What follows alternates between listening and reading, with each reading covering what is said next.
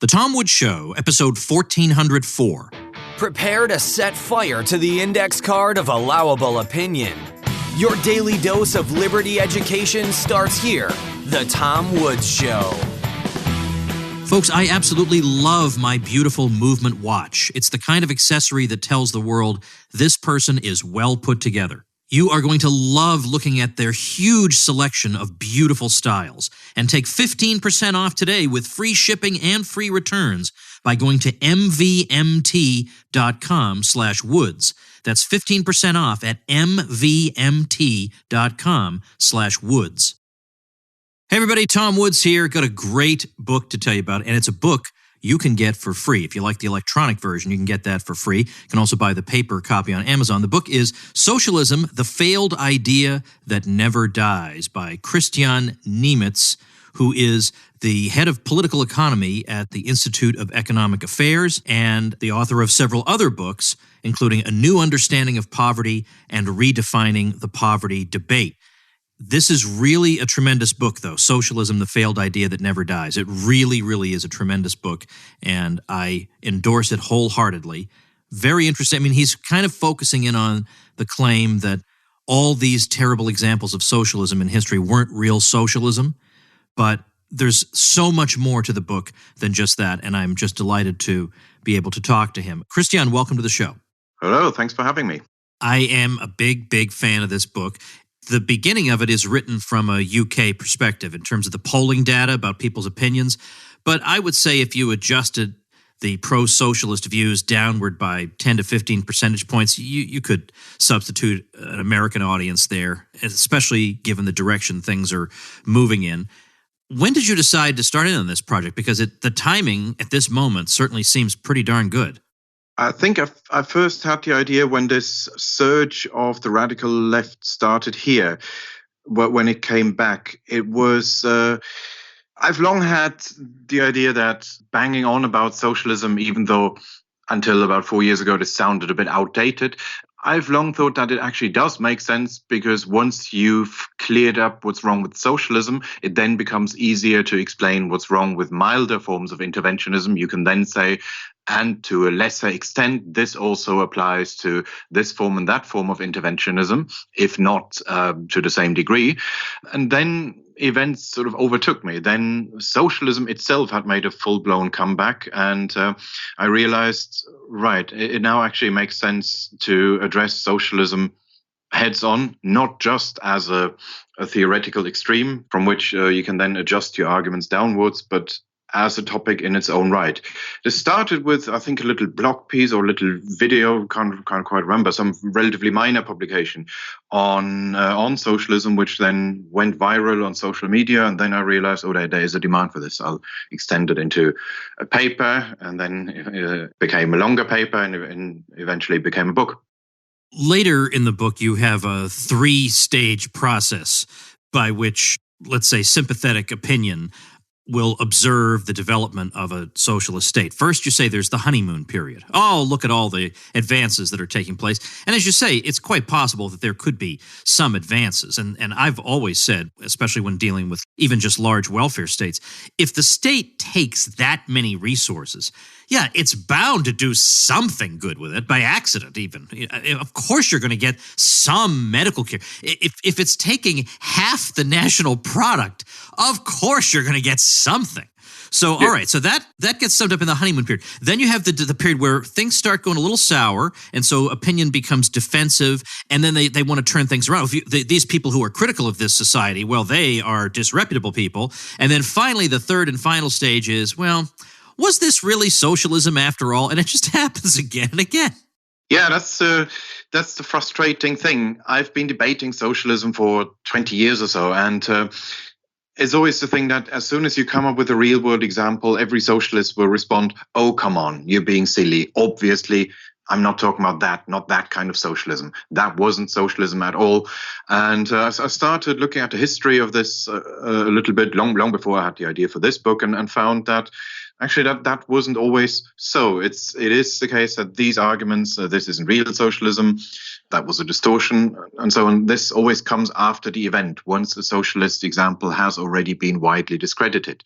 You will hardly ever find somebody making that argument as long as a socialist project is in its prime. And in the process of writing the book, I found that almost all of them have had a period during which they had some initial achievements, or at least seemed to have them, had a relatively high international standing. And during those periods, they were always widely praised and endorsed and waxed lyrical about by plenty of prominent Western intellectuals. I want to ask, before I definitely want to get into some of the specific places that you cover here, but I want to ask if we can think out loud a bit about whether socialists could come back at us with the same kind of argument and say, well, you people are always saying that we don't have real capitalism, and so every time we try to criticize capitalism, you say it's not real capitalism. My partial response to that is that it's true, first of all, that we have mixed economies. We don't genuinely have real capitalism, but at the same time, we do have elements of the kind of system that we favor. The very fact that we have a stock market reminds us that we have private property in the means of production. So we have elements of our system. And so therefore, to the extent that we have those elements, we do have good results that we can point to. But to the extent that we have opposing elements, we have bad results. And so I think we can give a fairly nuanced response as opposed to, well, that's not real capitalism, that's not real capitalism, because that's all we get from these people. Nothing was ever. So if nothing is ever real socialism, then doesn't that itself, if not refute the system, at least raise questions in your mind? Can this system never be implemented then? Yeah, of course. Ideas, political theories, economic theories are never implemented in pure form. That's true of socialism, of capitalism, of any other, of theocratic systems. That's true of anything. But the big difference between the people on our side who would say that's not real capitalism and the socialist who says that's not real socialism is, as you alluded to, is that we accept approximations. We would at least say, right, this is 2/3 of what I want. This is 80% of what I want. We can identify approximations, systems that we consider quite good. It's not that we're measuring socialism by unrealistically high standards. You could say that a socialist who argues that, for example, East Germany wasn't real socialism would have to concede that it was at least a little bit closer to real socialism, whatever that is, than West Germany. So the question is not, we're not asking them why was this not a perfect utopia. We're asking them why was it so much worse than West Germany? Why did they have to build the wall and not the other way around? That's the comparison. And of course, West Germany wasn't real capitalism either. I grew up in West Germany. I guess we could record a show of its own, talking about the many things that are going wrong there. But of course, if I had a choice between West Germany and the old East Germany, I know which one I would choose. No doubt. Now that you mentioned that, let's go into some of the specifics. You cover in here quite a number of horror stories from the communist period. So the Soviet Union, China under Mao in particular, then Cuba, North Korea, Cambodia, et cetera, and the way you've organized several of these sections, the same themes appear. And the themes that I have in mind are there are always pilgrims, let's say, useful idiots from the West who will go over and visit and then report that things are all right. You know, that not only are they all right, they're wonderful.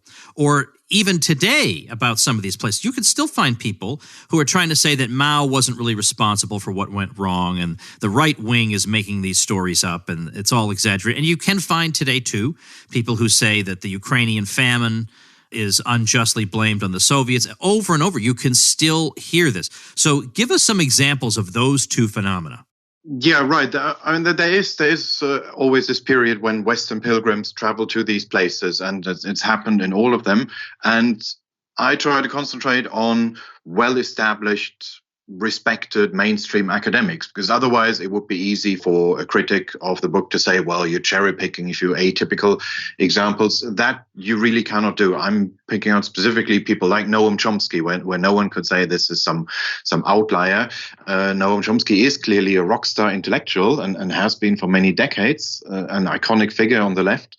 And there's plenty of people who had a similarly iconic status, at least for a while. The names might not be remembered very well, but they were big fish, at least at the time of writing. And it is always you can always find some fairly big names among those pilgrims. And of course, the pilgrims are the one end of a spectrum. They are the extreme step down from that. You can find fellow travelers who would not have gone all the way there, who would not have said this is a paradise in the making, but who would still have said, well, yeah, this is on balance, they're doing the right thing, and this is something promising. Noam Chomsky is in 2 chapters. He's one of those repeat pilgrims. He was in the 70s. He was one of the people who tried to downplay the atrocities of the Khmer Rouge in Cambodia. So he was not, I wouldn't say he was an admirer of that regime. He doesn't actively praise them, but he does downplay the atrocities that they committed, or tries to shed doubt and discredit refugees who were talking about these things, the sources of information that critics of that regime in the West had. And then he appears again in the Venezuela chapter, because he was one of the early admirers of Chavez. He traveled there in, I think, 2007, when their economy was still booming, in this case due to an oil price boom, and said, this is wonderful. I can see how a better world is being created here. And now he says, oh no, I never described Venezuela as socialist. So this is this process that I'm describing. You get people praising it for a while, and then backpedaling, rowing back, and claiming that that place, whatever the utopia du jour is, was just never socialist. Often it's because a new generation of socialists have grown up. They may have no memory of that. For them, this is something that happened in the past. But sometimes it's the same people who said one thing then and who say something completely different now. Chomsky is one of them. Do you mind if I ask how old a guy you are? I'm 38. Okay, so you're a relatively young guy. I was just wondering how much of this you lived through and you observed yourself. Because there are nothing, no. Yeah, so there are fewer and fewer people who have firsthand recollection of this. And then we see things like this really demoralizing report just a few weeks ago saying that the popularity of Stalin in Russia today is at an all-time high. How do we account for something like that? Okay, I don't know enough about Russia, but my guess from what I do know would be that this is not so much about socialism. This is mostly about nationalism. This is not Stalin the socialist, Stalin the man of the 5-year plans, but Stalin in the sense of a strong leader and somebody who his enemies were terrified of, and well, a bit like a very masculine figure, and it would be more a form of nationalistic hero worship than socialism. I mean, we can see this to a much, much lesser degree in the nostalgia that still exists in Eastern Germany. There you get sometimes the people on the far left here cite those surveys where whatever 50-60% of East Germans say they have positive memories of the GDR, saying, look, these people regret it. They want the GDR back. Maybe they were against it at the time, but looking back, they actually like it.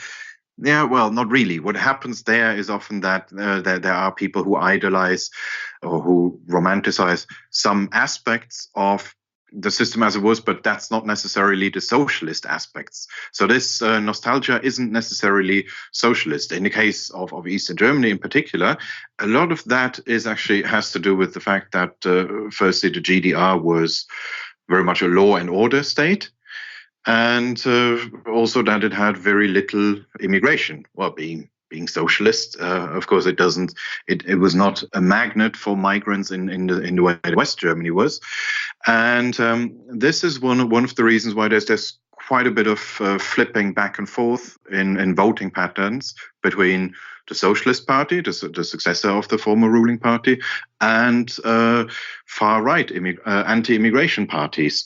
So you would think those are polar opposites. No, not at the voter base. And a lot of this, I would imagine that this Stalin romanticism in Russia is just a far more extreme form of that I doubt that they would talk about state-organized childcare or stuff like that. If you ask them what was so great about Stalin, it would be more a form of there's this big, strong, impressive guy. Right, and that was the impression I got. That still is pretty terrible. But at least it's bad enough. Yes. Yeah. But it would be even worse if that was also a longing for socialism. But right. You're absolutely right. It's bad enough as it stands. It's a make Russia great again sentiment. So what we've got then is, I think, an equivocation among some people who say they favor socialism, in that it's not really obvious that they're all defining socialism in the same way. Some of them protest that all we want is Sweden. But you know what? All these people who say all they want is Sweden, these are the same people who all the way up until it collapsed were telling us that Venezuela was real socialism and it was generating really good results. So today they say, we don't mean Venezuela, we mean Sweden. But you know what? You did mean Venezuela 10 minutes ago. So it's a little hard for me to believe that all you mean is Sweden. And then moreover, there's a new book, the Socialist Manifesto, here in the States, that does call for socialization of investment so that there wouldn't be, venture capital, there wouldn't be private banks. The state would decide to allocate funds according to what it believes to be meritorious purposes. Well, that's a lot more than Sweden. Yeah. It's you often get people who talk about Sweden or Denmark in the abstract, but who then go on to propose policies that they would never dream of doing in Sweden or Denmark. This nationalization thing, okay, this has a bit of a Swedish counterpart. They had a policy like that in the 80s where they tried to transfer company ownership to, I think it was to the workforce in that case, but they abandoned that pretty quickly. That was a short-term experiment and had even the short-term bad outcomes, and the Swedes, being a pragmatic people, turned back on that pretty quickly. But no, we've got the same phenomenon here that you get people talking about Sweden, but then once you ask them, okay, what do you actually want to do? What are your policy proposals? They come up with a list of things that no Swedish government would dream of doing. Whereas in recent years here, it's been much more common on the center-right, among people on the center-right, to come up with policy ideas that you could say have their parallels in Sweden. For example, Sweden has something approaching an education voucher system in the way it was proposed by Milton Friedman. I mean, they haven't gone there the whole hog, but they've had some liberalization there. It is relatively easy in Sweden to set up a private school, and students who go there would then have the money following them. It's a money follows the pupil system, which is a little bit like a voucher. And we've had a center-right government implementing a watered-down version of that here. And that was extremely unpopular on the far left. And they're still talking about abolishing that system as soon as they get the chance. But this is something where you can reasonably say, yes, this is, in this respect, we've become more like Sweden. We've borrowed policy ideas from Sweden. The same thing happened in healthcare, where we used to have a fairly rigid state monopoly system in healthcare here. It's now become a little bit more market-oriented. They're using internal market mechanisms. That's something which also comes from Sweden. Again, the socialist left absolutely hates it, and they would abolish it as the minute they were given the chance to do it. So it's pretty worthless to big up Sweden if you then reject all the things that make Sweden work and just talk about some romantic idea of Sweden that you may have. Folks, just a quick break to tell you, weekend before last, I was at the Florida Libertarian Party State Convention. I gave the keynote address there. And of course, I was sporting my beautiful and extremely attractive Movement or MVMT watch. And MVMT has an amazing array of choices. With over 2 million watches sold worldwide, they've solidified themselves as one of the fastest growing watch brands out there. I have the rose gold brown. So if you're a really crazy stalker type and you want to wear the exact watch I wear, it's the rose gold brown. The leather next to the gold of the watch makes for such a beautiful juxtaposition. I absolutely love it, and I'm going out of my way to make sure everybody sees it. And it's a great timepiece, too. If it weren't, I'd probably still be there giving my speech before the Libertarian Party. Remember, accessories like this make the perfect gift for people and even for yourself. But don't worry, you're not going to break the bank. MVMT watches start at just $95. You're guaranteed to find something you love without mortgaging the house. Get 15% off today with free shipping and free returns by going to mvmt.com/woods. See why MVMT keeps growing. Check out their expanding collection. Go to mvmt.com/woods. Join the movement. You explain in the book why it is that if you have these ambitions, namely the ambitions to have some kind of collective control, if not state control, then who knows, some kind of democratic control. How's that going to work out except through some elite operating through a state, but some kind of collective control of the means of production that's not private, that it has to end violently. It has to end the way we've seen them all end. So this isn't just that they had bad people in charge, and if only we had had people more dedicated to the principles of the revolution, it would have worked better. What is the internal dynamic that leads these systems inexorably toward an oppressive, violent outcome? It's a number of things. Perhaps the most important one is that once you have a central plan in place, you have to be able to enforce compliance with the plan. You cannot allow local autonomy. You cannot allow local divergence from the plan, because otherwise that would just mess it up completely. If a factory has a production target, then they have to produce that. They can't then say, oh, no, actually, we want to do something completely different. Or if your labor has been allocated to a factory, you can't then say, oh, no, I want to change career. I want to move to a different city. Because, well, if a lot of people do that, then the plan becomes worthless. In a market economy, that's not a problem if people's preferences and people's what people want to do with their lives changes, because we have market prices which create a balance there. You would have, if loads of people move from one sector, from sector A to sector B, then wages in sector A would have to rise and wages in sector B would have to fall. The price system would ensure that this economy moves towards an equilibrium again. If you don't have a mechanism like that, then you have to force people to comply with the plan. And that's the reason why the Berlin Wall was built, that they were trying to plan an economy, but on the basis of workforce numbers that were changing all the time because people were emigrating. So that was making the plans worthless. You can't plan an economy under those circumstances. And that's also the reason why in the Soviet Union, long before, in the 30s, when they were rolling out their first 5-year plan, they abolished the freedom to move between cities, which you could do in Tsarist Russia and in the early Soviet Union. But as soon as they rolled out the first 5-year plan, they abolished that system. They introduced a system of internal passports and internal residence permits, where you needed permission from the state if you wanted to move from, say, Leningrad to Moscow. You couldn't just say, okay, I no longer like it here, I want to go somewhere else, do something else. That was no longer possible. And within that system, within a 5-year plan, those restrictions are actually justifiable because the plan is in place. You are part of it. Right. The state cannot then allow you to do whatever you like. I can't imagine. I'm trying to look at things from their point of view. I can't imagine how a democratic socialism could turn into anything other than a bunch of people ordering me around. I mean, what else is that? And okay, we had a vote before they ordered me around.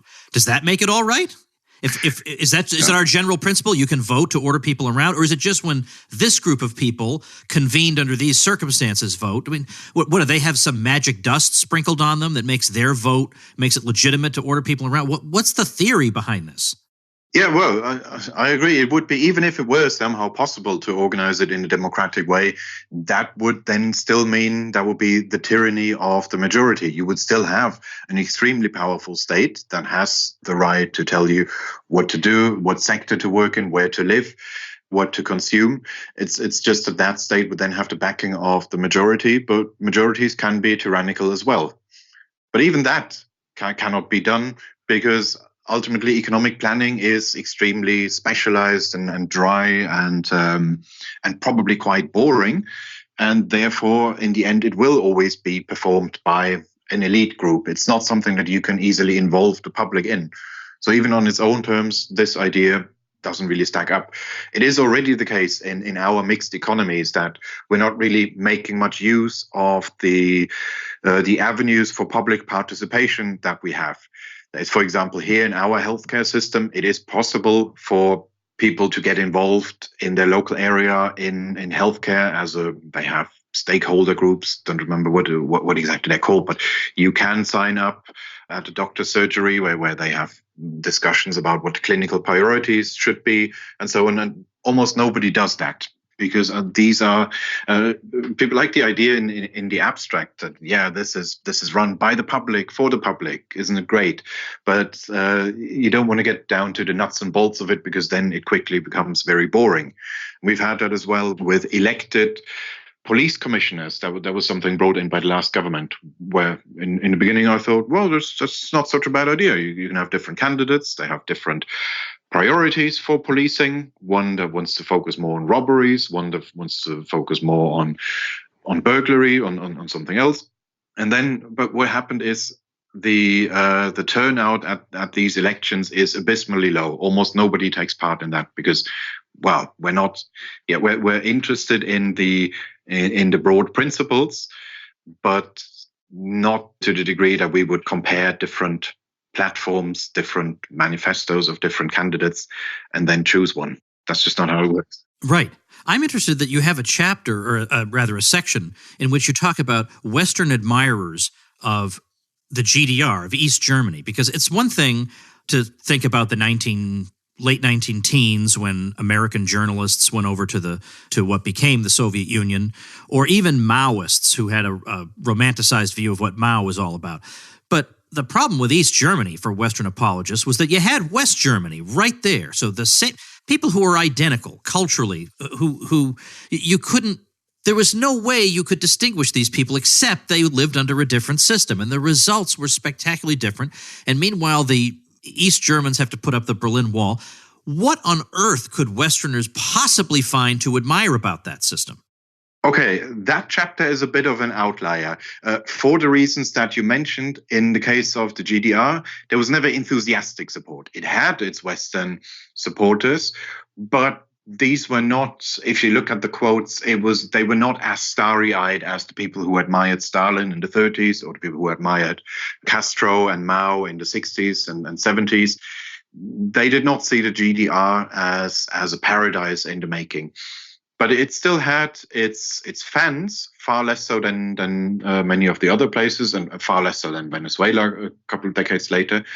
But it did have its fans, and for different reasons. In the beginning, that was because the GDR presented itself as the anti-fascist, the anti-Nazi state.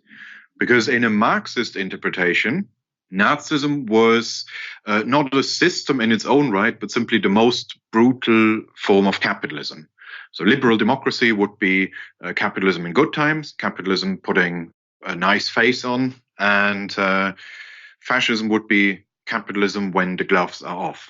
The no more Mr. Nice Guy form of capitalism. That was the Marxist interpretation. And therefore, the GDR government said that since they no longer had capitalism, since they no longer had private enterprise, they had addressed the root cause of Nazism. They were the part of Germany that made sure that this could never repeat itself, whereas they portrayed West Germany as latently fascist. Marxists were drawing attention to the fact that some industrialists had supported Hitler, and that was, in their view, proof that Nazism was ultimately a form of capitalism. Although that's even that is actually nonsense. What happened was simply that once the Nazis were in power, of course, businesses behaved opportunistically, but they mostly supported center-right parties before the Nazis had come to power. But that's just by the by.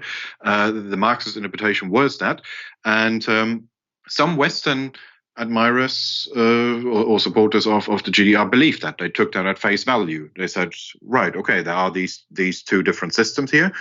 One of them really has come to terms with its past and is now creating a completely different society. They have some teething trouble. It's not all going well, but they're getting there. Whereas The Western part, well, okay, they're not comparable to the Nazis, but they still have the old industry leaders in place, and it could presumably go back to that. So there was that suspicion.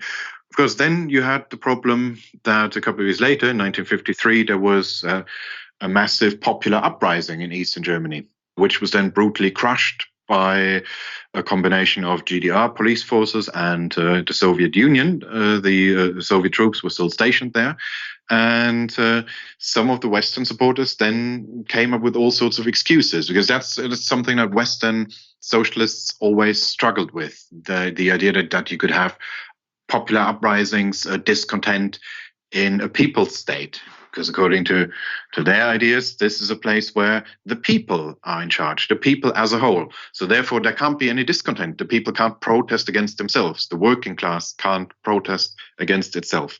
And they had to come up with excuses saying these are sponsored by the CIA, they are sponsored by some West German neo-Nazi group, and you have to come up with some conspiracy, and that's what happened. And those are usually the periods when this admiration for a socialist regime becomes angry and defensive. This is the stage 2 that I'm talking about.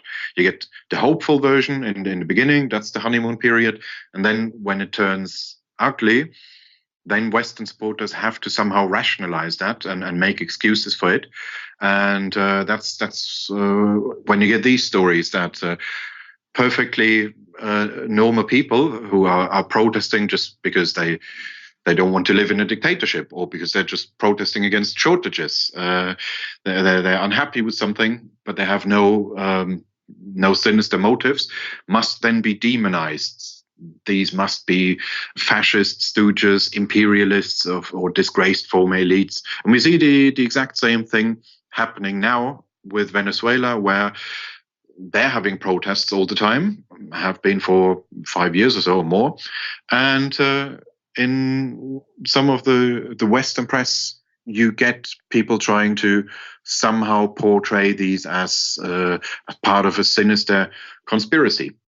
Well, let me wrap up with this question. Given what we know about the history of socialism, it seems a bit flippant for people to say, "Oh, we don't mean that kind. Don't worry about it. I mean, we don't mean any of that. We have this new and improved version, or we have the original version that was mysteriously hijacked every single time it was tried." You know, if we were dealing with some kind of food, let's say, and it just kept poisoning us every single time, your first instinct would not be to say, well, let's think of some excuse for why it went poisonous in that case or in that case. You would probably just steer clear of the thing. So something is odd here that people keep getting drawn back to it. What do you think, just in a short, just visceral kind of response, what do you think at root is driving? It's not an intellectual examination of the ideas. Maybe for some people it is. What's drawing people back to something like this that's so toxic in practice? What could be driving it? Well, there is a lot to be said for the theory that socialism is hardwired into us, that our economic intuitions are all fairly socialist. We often extrapolate from the kind of economy that our ancestors, our hunter-gatherer ancestors, were living in, where economic activity is collective activity. You have the group deliberately, consciously collaborating, doing something together, and then sharing the spoils, and that is a political act. And the kind of economy, modern economy that we have today, a much more complex economy guided by anonymous mechanisms, is just counterintuitive. There's something in us that militates against that. And that would be also the reason why almost no free marketeer, at least I don't know any free marketeers who have always been free marketeers. Appreciation for free markets is an acquired taste. It's something that you learn about by reading Milton Friedman or Friedrich Hayek, but it's not that you just feel instinctively that you are a free marketeer. It's something that you convert to later. Socialism is just a default opinion. You don't have to read Marx and Engels to become a socialist. You can have socialist instincts, and then you can later read Marx and Engels to express it in more clever sounding ways. Right. And I think that is generally what happens. And not to say that people around us or the establishment in the U.S. is Marxist. I think that's too simplistic to look at it that way. But they will say things that superficially do sound like they're at least in sympathy with, if not violent revolution, which Marx didn't necessarily say in all cases was necessary, but that's a separate thing. But you can at least see a strain of thought within the, let's say, the media, political, and academic classes, whereby if really, really pushed, they might say that the communists, at least some of them had good intentions, and they were kind of like progressives in too much of a hurry. There is some of that. So you would be validated in your socialist instincts. Whereas if you're a market guy, you're not validated in those in any way. Like, you either have to be an extremely independent thinker, or you have to be a reader. You have to thirst after knowledge. Or the third thing, which is how most people kind of fall into it, you have to be a practical person who lives in the real world and has a job or owns a business. And then you can see, without having to read Mises and Hayek, what the problems with government intervention are. So the book is Socialism, The Failed Idea That Never Dies by Christian Niemitz. Is there a website you'd like to direct people to, or any final words you have for us? Well, you can find it on our website, iea.org.uk, and check it out. You can download it for free. That's really crazy. I mean, you guys, I assume you accept donations at Institute of Economic Affairs? Yeah, we're entirely funded by donations. Okay, so listen, here's what you do, folks. You go get this free book, all right, and then you send them a donation, because that way you say to them, you're right, a free society does work, and my donation is evidence of that it indeed can work. And you're going to read this, and you're going to feel compelled to give a donation. Yep, sounds great to me. Okay, good. I thought I'd interrupted you, so I wanted to give you a chance to. Okay, great. Christian, thanks so much for your time. Thanks for this book. As I say, it was so much more than I was expecting, and it's really well done. It's got a lot of information people are going to want, and to see how many people, in particular at the time, were cheering different regimes. And I have no doubt that later on, some of these same people would say, oh, that wasn't real socialism. But, you were pretty excited about it at the time, so you could have fooled us. Anyway, thanks so much for this important work. We appreciate it. No, thanks for the invitation. All right, folks, before we finish up this episode, I need to offer a mea culpa. Last week, I had Gene Epstein on, and we got talking about Dave Smith, our friend, the comedian and podcaster. And Dave is going to be debating Nick Sarwark, who's the chairman of the Libertarian National Committee, at the Soho Forum, which Gene moderates. And Gene said that Dave told him that he ran this idea by me and, said, would it be all right? How would you feel if I were to debate Nick in a public forum? And I told him that would be fine. And when Gene recounted that story to me, I didn't remember it. I did not remember that happening, because I was thinking like the previous week or two or something. But it turns out, so I joked about this on the show. I said, look, that never happened. Dave just made that up. But it turns out now Dave did not contact me or anything. It was my own recollection. I suddenly thought to myself, wait a minute. No, we had that lunch in New York. He did say this to me. He did say this, so that was fake news on the Tom Woods Show when I joked and said that Dave had never, in fact, run this idea by me. Not that he would need to.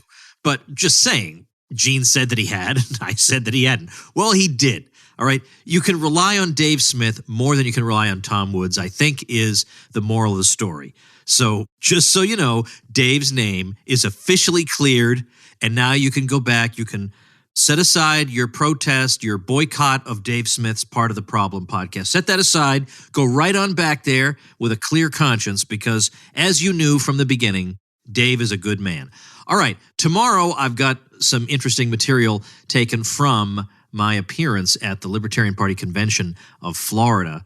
And, I thought it was pretty good, and I think it's stuff that anybody would want to stand up and cheer for, but I'll let you be the judge of that tomorrow. So make sure you subscribe to the show, tomwoods.com/iTunes, so you get all these episodes automatically delivered to your device. Thanks for listening. Become a smarter libertarian in just 30 minutes a day. Visit tomwoods.com to subscribe to the show for free, and we'll see you next time. Like the sound of The Tom Woods Show? My audio production is provided by Podsworth Media. Check them out at podsworth.com.